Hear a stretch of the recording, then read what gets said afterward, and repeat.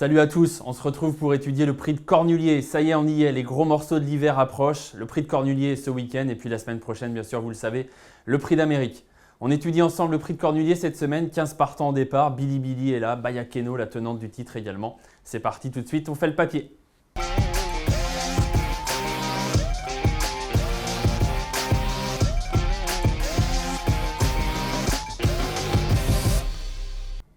Avant de débuter l'étude du Cornulier 2022, notre quintet donc de ce dimanche, je vous rappelle bien sûr que vous pouvez vous abonner à notre chaîne YouTube et n'hésitez surtout pas à liker toutes nos vidéos.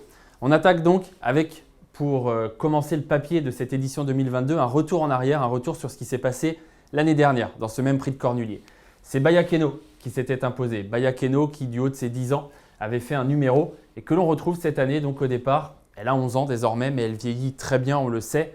Et elle va avoir sur son dos Mathieu Abrivard. C'était l'une des questions de la semaine. Mathieu Abrivard tombé durant le meeting d'hiver, qui a dû beaucoup se donner. Il s'est fait mal, il nous l'a dit, il est allé en rééducation pour pouvoir être d'attaque, être vraiment opérationnel pour les autres courses évidemment, pour le meeting d'hiver, mais aussi on peut le penser pour ce prix de Cornulier parce qu'il est associé à une jument qui lui a apporté beaucoup de bonheur l'an passé.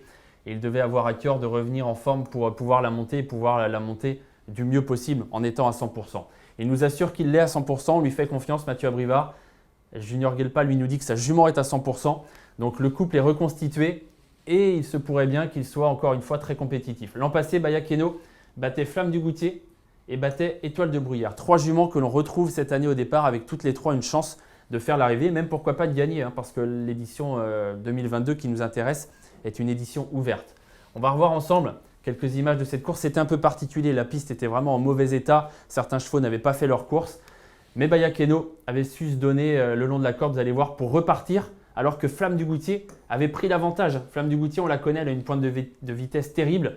Bayakeno s'était fait déborder dans le tournant final, mais à la force du jarret, je dirais, elle était revenue s'imposer. Mathieu Abrivard était sur un nuage, c'était son 5e prix de Cornulier. Flamme du Goutier courait très bien, elle était 2e. Étoile de Bruyère, ce jour-là, était 3e. 3 juments vraiment qui sont de bonnes juments. Et Bayakeno, la particularité, c'est qu'elle n'a pas recouru montée depuis. On ne sait pas trop où elle en est, mais regardez ces images. Hop, c'est bien elle qui passe là à toute vitesse devant nos caméras. Je tenais à vous montrer cette image. Vous pouvez la retrouver sur notre site equidia.fr. Vous pouvez retrouver d'ailleurs tous les reportages qui sont consacrés au prix de Cornulier sur notre site, dont ce moment donc qui a eu lieu lundi dernier. C'était lors d'un boulot de Bayakeno lundi dernier à Grosbois. Et ce jour-là, elle avait l'air vraiment parfaite. Vous l'avez vu, elle allait très vite, elle était bien d'allure, on la sent en forme. Et c'est ce que nous a confirmé Junior Guelpa qui nous dit qu'elle ne touchait pas terre. Lors de son dernier travail poussé à Grosbois en début de semaine, ce sont les images qu'on vient de vous proposer. Donc tout ça est plutôt positif pour Bayakeno. Le côté un peu plus négatif, c'est qu'on ne sait pas trop où elle en est au niveau de la forme. On sent qu'elle est en forme parce que ces images en attestent, mais au niveau des perfs, ça n'a pas été trop ça ou trop attelé. Et puis bien sûr, elle a 11 ans maintenant. Elle vieillit aussi vite que les autres. Elle prend un an chaque année comme nous tous. Mais voilà, quand on arrive à 10, 11 ans, c'est peut-être un peu plus difficile que quand on passe de 5 à 6 ans, par exemple. Évidemment, on vieillit peut-être un peu plus vite, même si Bayakeno, selon son entraîneur, est meilleur que jamais, tout simplement. Donc pourquoi pas, elle a le droit, pourquoi pas un doublé. À noter que l'an passé, elle gagnait ferré. Elle sera déférée des 4 pieds cette année après concertation. Mathieu Abrivard et Junior Guelpa se sont décidés. Elle courra déférée, elle a 11 ans, c'est l'une de ses dernières cartouches et on lui souhaite de sortir par la grande porte, c'est tout à fait possible. C'est une bonne chance. Est-ce qu'on la prendra en base ou non? On en reparlera. Ce n'est pas évident de la prendre en base étant donné qu'elle n'a pas recouru monter depuis l'hiver dernier et qu'on est quand même un peu dans le flou sur certains points la concernant. Bayakeno battait donc Flamme du Goutier. Avec elle, on a peut-être plus de certitude.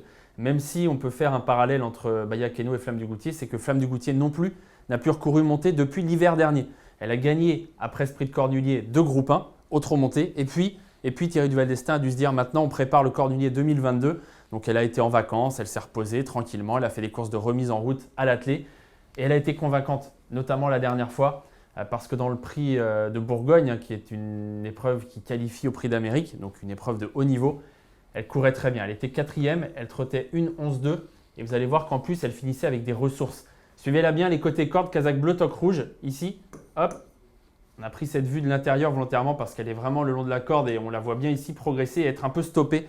aux abords du poteau. Elle arrive lancée dans le dos de Vivid Waisas, qui est un cheval de haut niveau. Et elle arrive avec des ressources, donc ça montre bien qu'elle est vraiment en forme. Thierry Duval d'Estaing l'a préparée avec la plus grande minutie, comme il sait le faire, je dirais, pour ce grand rendez-vous. Antoine Viès la connaît par cœur.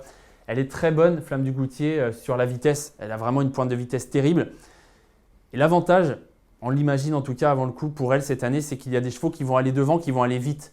Et Flamme du Goutier devrait pouvoir profiter en fait de ce rythme soutenu. On l'imagine attentiste, mais pas trop loin quand même, parce que si vous êtes trop loin, ça risque d'être difficile de refaire du terrain. Mais si elle attend 5-6e dans une course qui barde, c'est sûr elle va finir. Elle est toujours très facile dans un parcours, elle sait finir.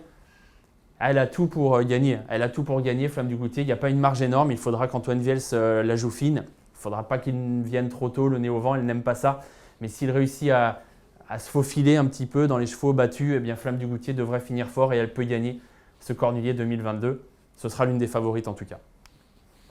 Et puis l'autre jument donc, qui était sur le podium du prix de Cornulier l'an passé, c'est Étoile de Bruyère. Quel chic jument Étoile de Bruyère. Ce n'est pas une championne, elle n'a pas une classe incroyable, mais par contre elle a un courage plus grand qu'elle. Elle fait toujours ses courses. Charles Dreux la prépare et la connaît bien, donc il la prépare vraiment pour des objectifs précis.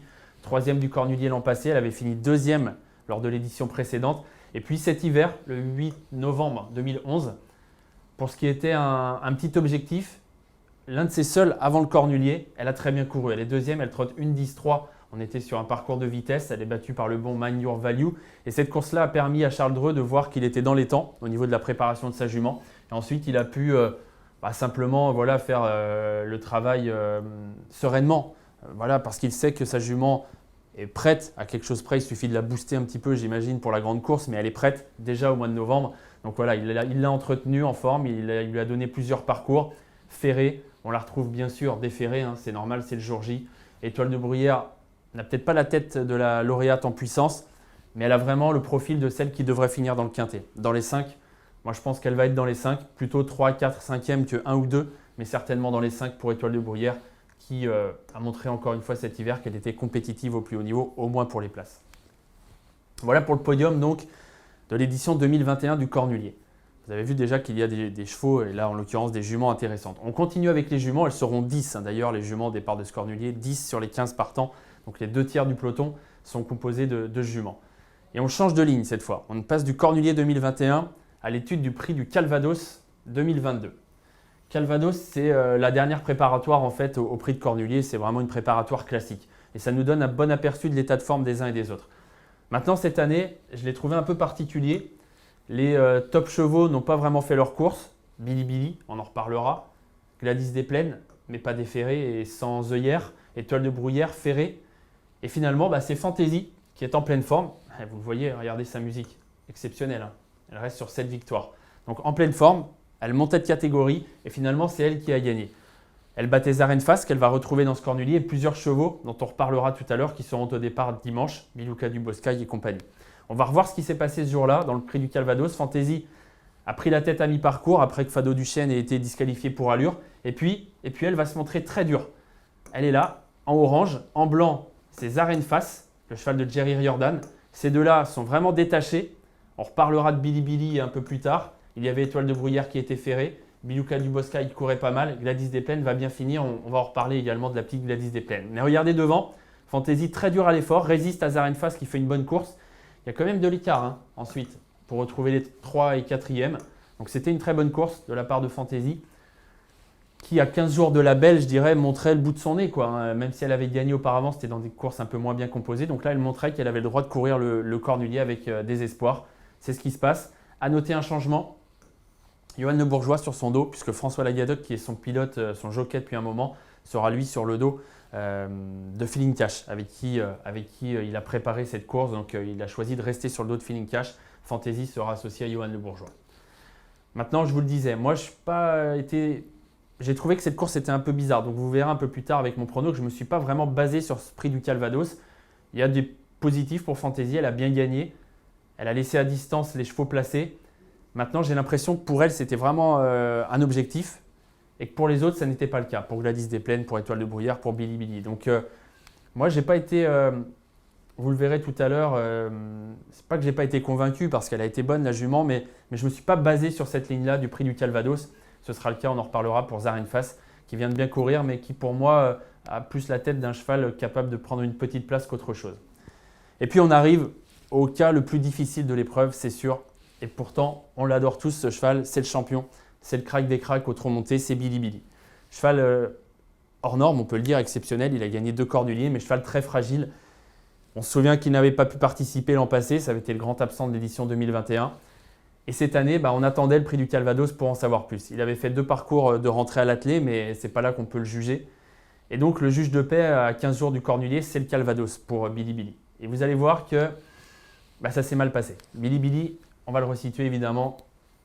Kazakh de Jean-Pierre Barjon, il est là. Je vous ai situé quelques passages de la course parce que là, on sent qu'il va bien, il n'est pas loin de la tête, il a l'air d'avoir un peu de ressources. Franchement, il est bien d'allure, ça va. Et puis, dans le dernier tournant, quand Fantasy et Zarenfast commencent à accélérer, le champion, il reste un petit peu là. On sent que ça devient un peu plus difficile. Alexandre Brivard, le réveille un petit peu, lui demande d'avancer, mais pour finir, il est bien battu. Vous voyez, il est très loin. Il finit difficilement, on sent que c'est compliqué pour lui en fin de parcours. Ça a été vraiment la douche froide pour Billy Billy et pour tous ceux qui l'aiment ce jour-là. Parce que on sait qu'il vaut beaucoup mieux que ça, évidemment, mais parce que c'est un cheval fragile, donc il n'était pas à 100%. Maintenant, Alexandre Brivard nous dit que depuis, il a bien travaillé et ça reste un énorme champion. J'ai absolument tenu à vous montrer quelques autres images de Billy Billy parce que c'est dur de le voir finir dernier du prix du Calvados. On ne peut pas se quitter comme ça avec Billy Billy, c'est impossible. Donc je vous les remontre. Il y a 2 ans, dans le prix de Cornulier. D'ailleurs, ce n'est pas inintéressant parce que regardez, le bleu ici, c'est Feeling Cash qui va courir dimanche. Et la petite jument là, c'est Étoile de Bruyère qui court également dimanche. Donc il battait 2 juments qu'il va retrouver. Mais regardez Billy Billy. Il a un moteur exceptionnel. Quand les autres sont fatigués, lui, il continue d'accélérer. Et il avait fait une nouvelle fois ce jour-là l'étalage de toute sa classe. Grand champion, quoi qu'il arrive. On espère vraiment qu'il sorte par la grande porte. Alexandre Brivard, ce vendredi, nous a dit ce sera l'une de ses dernières courses. Ça, on le savait, il a 11 ans, mais peut-être même sa dernière. D'habitude, j'ai hâte de courir le Cornulier, moins cette année parce que je sais que je le scellerai peut-être pour la dernière fois. On espère sortir par la grande porte. Il a bien travaillé. On va avoir du mal à rattraper le manque de conditions par rapport à ses adversaires. Mais pourquoi pas une 3e place, nous disait Alexandre Brivard. Il nous disait si on est 3e, ce serait top. Ça le ferait en plus passer les 2 millions d'euros de gains. Et c'est vrai que ce serait une belle sortie pour Billy Billy. C'est tout le mal qu'on lui souhaite. Maintenant, pour les parieurs, c'est ce qui nous intéresse quand même, c'est pas facile. Il faut faire un choix. Moi, vous verrez que je l'ai gardé, mais dans un second temps, je ne l'ai pas pris en base parce qu'on a trop d'incertitudes. Maintenant, je ne peux pas enlever Billy Billy d'un ticket dans un cornulier, c'est trop dur, c'est impossible. On a passé le cas épineux de la course. On fait un petit point d'étape, je dirais, en se remémorant tout ce qu'on a dit. On a cité beaucoup de chevaux qui ont une chance. Moi, j'ai choisi d'en garder 2 en base. Je vais prendre 4 points d'appui, je vous le dis tout de suite, dans ce cornulier, parce que je veux élargir et je ne veux pas de flexi 25% ou 50%. On va jouer à taux plein parce que voilà, si on accroche un quintet désordre ou un bonus à 25%, ça ne paiera rien du tout. Donc on va jouer le taux plein, on va essayer de gagner un petit peu d'argent quand même. Et donc pour ça, j'ai choisi de prendre 4 bases. C'est risqué, mais ça nous permet d'élargir à moindre frais. Donc parmi mes bases, parmi tous ceux qu'on a passés en revue, il y en a 2 déjà que j'ai retenus. Étoile de Bruyère, que je vois plutôt vraiment placée, plutôt en fin de combinaison, mais je pense qu'elle va faire l'arrivée du quintet, plutôt 4-5e. Et puis Flamme du Goutier, qu'elle, comme beaucoup, j'ai retenu très haut. Ce sera peut-être la favorite. Ce sera ma favorite, timide favorite, mais favorite quand même. Elle a tout pour gagner. Maintenant, il faudra que le parcours soit limpide. Donc voilà 2 premières bases qui se détachent parmi tous les chevaux qu'on a étudiés. On va poursuivre avec une autre ligne. Et là, on va parler des chevaux un peu plus jeunes, des 6 ans, avec Gladys des Plaines. Gladys des Plaines, c'est une jument qu'on adore. Enfin, en tout cas, moi, je l'adore. Je pense qu'on est nombreux dans ce cas. Moi, je l'adore parce qu'elle est toute petite et elle est exceptionnelle. Quand elle va devant et qu'elle est en forme, elle est inapprochable. Elle a un moteur incroyable. Elle a une volonté de faire. Donc, elle a tout pour faire une petite championne. On dit toujours petite parce que par la taille, elle est vraiment toute petite. C'est sa particularité. Mais quelle jument sur la piste. 4e du Calvados, mais attention. Elle va être ferrée dans le cornulier. Dans le Calvados, elle était plaquée devant. C'est quand même pas pareil. Même si elle était allégée, c'est vraiment loin d'être pareil. Et elle courait avec des œillères, ce qui ne sera pas le cas dans ce cornulier. Enfin, 3e point, c'est une jument qui n'est jamais meilleure que lorsqu'elle est devant. Toutes ses grandes perfs, elle les a faites devant, tête et corde. En fait, il faut assurer le départ, venir en progression, prendre la tête et la laisser faire. Il faut aller le plus vite possible jusqu'au poteau. C'est ce qu'elle adore, Gladys des Plaines. Et je pense que c'est la tactique que va adopter Mathieu Mottier dans ce cornulier. Je l'imagine comme ça en tout cas. Et elle est capable d'aller loin. Elle est capable d'un numéro. On va la retrouver dans le prix de Normandie. C'est hyper intéressant parce qu'elle battait Grand Villesse Bleu, dont on va reparler dans un instant. 2 très bonnes juments. qui s'annoncent comme deux prétendantes à la victoire dans cette édition 2022 du Cornulier. Regardez, dans le prix de Normandie, devant, les œillères, déferrer les 4 pieds, qui même me suivent. Et dans cette configuration, elle est très dure à prendre. Pourtant, Grand Villesse Bleu avait chassé, elle avait eu son dos, elle l'avait en point de mire. Gladys Desplaines avait pris des précautions, je dirais, dans le tournant, mais une fois droite, vous allez voir, elle ne ralentit pas. Au contraire, elle continue d'accélérer. Regardez là, la petite jument de Gilles Curens, elle est extraordinaire quand elle est comme ça. Et elle gagne avec 15 mètres d'avance sur Grand Villesse Bleu, qui est une super jument, dont on va reparler d'ailleurs tout de suite. Donc ça montre quand même la qualité de Gladys Desplaines. Voilà, je pense qu'on va l'utiliser dans son meilleur profil, c'est-à-dire en allant de l'avant avec des œillères, en étant déféré. C'est le jour J, il faut y aller maintenant, donc on verra. Mais je pense qu'elle est capable d'aller très loin et pourquoi pas de gagner Gladys Desplaines. Lauréate du Président et du Normandie. Deuxième du Normandie, on l'a vu, Grand Villesse Bleu, qui a peut-être encore progressé depuis. Preuve en est, elle reste sur 2 victoires, dont une qu'on va revoir, dans laquelle elle battait, vous l'avez reconnu certainement, Gladys Desplaines. Grand Villesse Bleu, elle est là. Kazakh de Jack de Bellouet, au passage, Kazakh Gallier. Elle va gagner avec une grande autorité. Elle est en top forme. C'est une jument qui est venue à l'âge. On a toujours su qu'elle vieillirait bien. Et là, je pense qu'elle arrive vraiment en pleine force de l'âge. Elle est au top du top, au top de sa forme. Et ça fait d'elle une sérieuse prétendante à la victoire même. On peut parler de victoire avec Grand Villesse Bleu. L'avantage en plus pour elle, c'est qu'elle est capable de bien partir. C'est une jument qui part assez bien. Et elle est capable, à mon avis, de se mettre tout de suite dans les bonnes roues. Il y aura, on peut l'imaginer, Gladys Desplaines aux avant-postes, Freeman de Well, Fantasy, des chevaux qui vont de l'avant. Et je pense qu'elle est capable d'être 4, 5, 6e dans le parcours, de les pister. Et si les autres se battent un peu, s'ils sont un peu fatigués en fin de parcours, elle va être capable de continuer à un bon rythme. Elle manque peut-être de changement de vitesse par rapport à une Flamme du Goutier, par exemple. Mais en revanche, elle va vite et longtemps, Grand Villesse Bleu. Et qui sait, elle est peut-être capable elle aussi de gagner. Camille Lévesque est sur son dos, c'est un peu son rêve de gagner le Cornulier. Elle est passée tout près, notamment avec Caribet lorsqu'elle avait été battue par Singalo il y a quelques années. Pourquoi pas cette année pour Grand Villesse Bleu? Moi, j'ai choisi de la retenir en tout cas très haut. Voilà pour la ligne du Normandie. On passe à une autre ligne, celle du Président, avec Hirondelle du Rib. Jument entraîné par Joël Allais. Joël Allais, il a gagné 8 prix de Cornulier. 8 prix de Cornulier pour Joël Allais. Et donc, tout le monde va se méfier un peu d'Hirondelle du Rib. Hirondelle du Rib, lauréate du Président. Je vous ai choisi cette course pour vous la montrer en image et je vous ai surtout sélectionné le départ. Pourquoi? Parce qu'à mon avis, c'est le vrai point faible d'Hirondelle du Rib. D'ailleurs, ça s'explique. N'hésitez pas à aller sur notre site. Joël Allais explique très bien ça. Elle a un petit souci, une petite particularité physique, une petite maladie qui fait que en début de parcours, c'est pas facile pour elle de se propulser avec son arrière-main et de se lancer. Et du coup, elle est un peu lente par rapport à des champions en début de parcours. Ça ne l'a pas empêché de gagner le Président. Mais regardez, ça ne va pas être la plus rapide. Et dans ce Cornulier, il y a des avions devant, des Gladys Desplaines, des Fantasy, des Freeman de Well qui vont aller très vite. Donc si elle part comme ça, ce n'est pas catastrophique. Elle a gagné ce jour-là le Président. Donc preuve en est qu'on peut gagner un groupe 1 en partant comme ça. Mais ça ne va pas être la même course. Ça va aller très très vite et refaire du terrain dans ces conditions de loin, ce ne sera pas évident. Maintenant, elle a pour elle d'avoir un gros moteur. D'ailleurs, preuve en est, puisque après ce départ un peu lent, elle était revenue battre Alix dans la phase finale de ce prix du Président de la République. Et ce jour-là, elle trottait 1,12,1 sur 2850 mètres grande piste. C'est un très bon chrono, ça lui donne une vraie chance dans le Cornulier. Maintenant, moi, vous l'aurez compris, j'ai insisté sur son point faible. Ça me fait vraiment peur pour Hirondelle du Rib. C'est pour ça que je ne l'ai pas gardé en base. Vous verrez que je l'ai retenu, bien sûr, dans un ticket, mais pas en base, parce que j'ai peur qu'avec ce départ, elle soit vraiment pénalisée. Il n'empêche que voilà, Joël Allais. Et donc, je vous rappelle mes chronos 12,1, 2850 mètres grande piste. Et ça, c'est quand même un très bon chrono pour Madame la Présidente Hirondelle du Rib qui va représenter la jeunesse, d'ailleurs, dans cette course.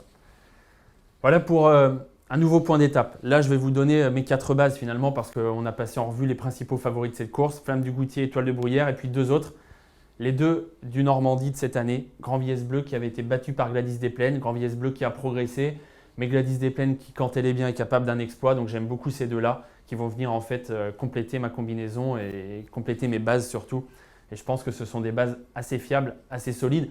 J'aurais pu peut-être prendre Bayakeno, j'aurais pu, pourquoi pas, tenter Hirondelle du Rib, mais je trouve qu'il y a moins de certitude avec elle qu'avec mes 4 points d'appui. Donc c'est pour ça que je suis allé vers Grand Villesse Bleu le 4, Gladys Desplaines le 8, Flamme du Goutier le 9 et Étoile de Bruyère le 12. On enchaîne parce qu'on a nos bases. On a beaucoup parlé des favoris, on va parler un petit peu de chacun des autres participants. Ils sont tous assez doués puisqu'ils courent le Cornulier. C'est le cas de Florida Sport qui a fait un numéro dans le prix Yvonique Baudin. Elle a beaucoup tiré, elle a quand même gagné. Elle arrive en pleine forme sur ce Cornulier. Elle aura ça pour elle. Elle a le droit de ne pas être ridicule. Maintenant, il faut faire des choix. Moi, j'ai choisi de ne pas la garder, mais elle a le droit d'accrocher une petite place. Et voilà, Muse a couru 2 fois au Trot-Monté. Il a gagné un semi-classique. Il est parti ensuite favori d'un prix de Normandie dans lequel il avait été disqualifié. Il n'a jamais recouru monté depuis. Et Sébastien Garato a décidé de tenter un petit coup de poker en le présentant dans ce cornulier. Cheval qui a des moyens à l'attelage, mais voilà, moi, j'y crois pas trop pour ce retour au Trot-Monté. J'y crois plus avec Freeman de Well. Pas extraordinaire les dernières fois, mais dans le Calvados, il a couru un peu contre nature, loin, à l'arrière, côté corde. C'est un cheval qui aime bien aller vite aux avant-postes. Je pense qu'on va le retrouver très tôt aux avant-postes. Est-ce qu'il va garder la tête? Est-ce que Gladys Desplaines? Moi, je pense plutôt que Gladys Desplaines va être plus rapide. Mais même si Gladys Desplaines est plus rapide et qu'elle est devant, il ne va pas être loin. Il va être dans son dos ou tout près en tout cas, et ça va être une course qui va rouler. Ça va l'avantager. C'est un très bon cheval, Freeman de Well. J'ai décidé de le garder. Il y aura peut-être une cote assez correcte, même si c'est Eric Raffin qui attire beaucoup d'argent. Mais bon, j'ai décidé de le garder pour un quintet, pas en base évidemment, mais pour tenter un truc dans un quintet. Unique Junie est une jument intéressante. Hein. Elle ne va pas être sur beaucoup de tickets. Attention, ce n'est pas une impossibilité. Elle a trotté 12,7 sur 2850 mètres grande piste au Trot-Monté. Ce n'est pas ridicule du tout. Elle a le droit de prendre une 5e place. Elle va faire très plaisir à sa jeune partenaire Mathilde Alax-Place qui va participer à ce grand rendez-vous au Trot-Monté.